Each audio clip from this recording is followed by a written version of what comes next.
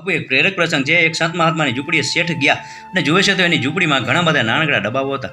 અને શેઠ કે સંત મહાત્માને કહે છે કે સંત મહાત્મા આ બધા ડબ્બાઓમાં શું છે? એટલે સંત મહાત્મા એક એક ડબ્બા પર આંગળી રાખીને કહે છે કે આમાં હળદર છે, આમાં મીઠું છે, આમાં ખાંડ છે, આમાં વરિયાળી છે, આમાં સાકર છે, આમાં ગોળ છે, આમાં લવિંગ છે, આમાં એલચી છે, આમાં કાજુ છે, આમાં બદામ છે, અને એક એક વસ્તુના નામ લેતા જાય અને કહેતા જાય છે. અને છેલ્લે ડબ્બે સંત મહાત્માની આંગળી ઉભી રહી જાય છે. એટલે શેઠ કહે છે કે આ છેલ્લા ડબ્બામાં શું છે? એટલે સંત મહાત્મા કહે છે કે આમાં રામ છે. એટલે શેઠ કે હું કંઈ સમજો નહીં. એટલે સંત મહાત્મા કહે છે કે જે ડબ્બો ખાલી હોય ને અમે ખાલી નથી કહેતા, અમે એને રામ કહીએ છીએ.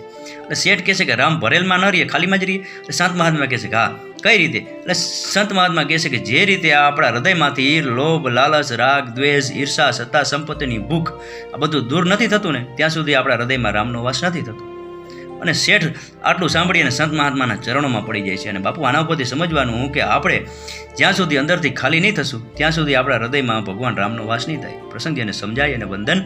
આપનો દિવસ શુભ રહે. મહાદેવ હર.